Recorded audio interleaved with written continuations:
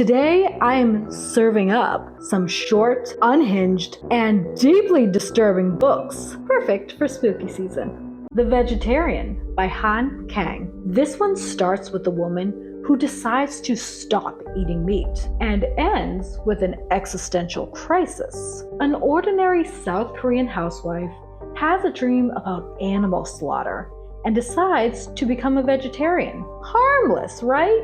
Wrong. Her family is horrified, her husband's enraged, and society melts down. What begins as a quiet act of rebellion turns into a surreal descent into madness, obsession, and body autonomy gone feral. This may cause you to side-eye your dinner or your family. Mapping the Interior by Stephen Graham Jones. Ghosts? Check. Dread? Check. Emotional damage? Double check. A teen starts seeing what looks like the ghost of his dead father drifting through the house at night. But this is no heartwarming moment. It's a full-blown, spine-tingling investigation into family, legacy, and identity. This novella is both supernatural horror and deep psychological drama. It's perfect if you like your family drama with a side of ghost sightings. Goddess of Filth by V. Castro. You know what's more terrifying than playing with the Ouija board? Accidentally summoning a goddess that won't leave? It's girls' night, and 5 best friends do a little innocent summoning ritual. But one of them starts acting not quite herself.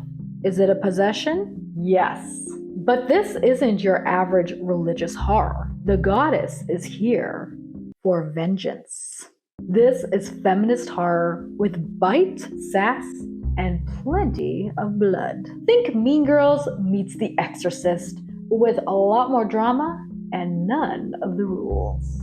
What Moves the Dead by T. Kingfisher. Do you like The Fall of the House of Usher, but wish it had more sentient fungi, bunnies with bad vibes, and a narrator who's seen some seriously weird stuff? Well, you're in luck! This gothic novella retells Poe's classic tale with a body horror twist. When Alex visits their childhood friend Madeline Usher, they discover the family manor is not just falling apart, it's oozing. With creeping decay, unnaturally behaving animals, and something pulsing underneath the soil, this cozy horror meets What the Fungus is Happening? Nothing But Blackened Teeth by Cassandra Kah. A haunted mansion? A ghost bride with a taste for blood? Friends who should have just stayed home and watched horror movies? Oh yes! A group of friends rent a haunted Japanese mansion for their destination wedding. But this mansion is built on the bones of 1,000 sacrificed brides. Well, that wasn't in the Airbnb listing. What follows is an atmospheric horror drenched in Japanese folklore, plus a lot of toxic friendship dynamics. If you like gothic vibes and petty arguments while being slowly murdered by a centuries-old ghost, this one's for you. Psycho by Robert Bloch.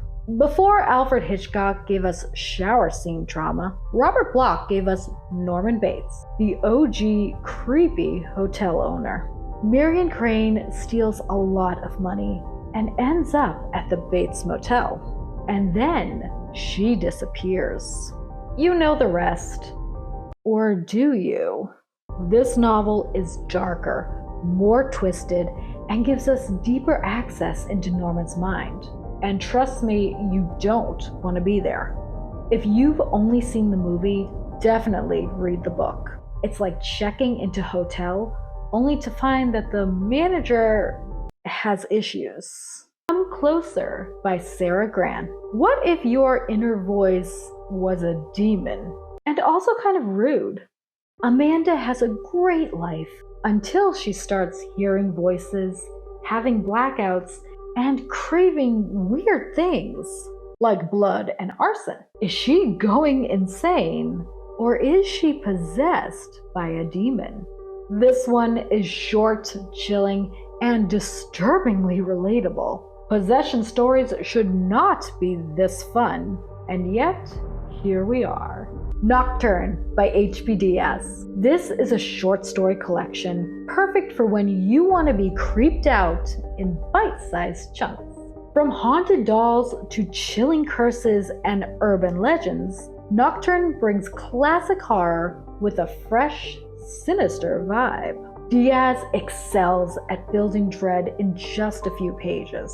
It's kind of like scary stories to tell in the dark, but for people who pay taxes. Dark Harvest by Norman Partridge. Welcome to Lord of the Flies, Pumpkin Edition. It's Halloween night in small-town America. Every year, teenage boys hunt a pumpkin-headed monster, and whoever kills it finally gets to leave town. This one's gory, weirdly poetic, and soaked with Halloween vibes. Things Have Gotten Worse Since We Last Spoke by Eric LaRocca. Two women meet in an online chat room in the early 2000s. What follows is an email chain of emotional manipulation, body horror, and a horrific fate. Told entirely through emails and messages, this novella spirals from flirtation to full-on nightmare and will ruin Craigslist for you forever. Woman Eating by Claire Coda.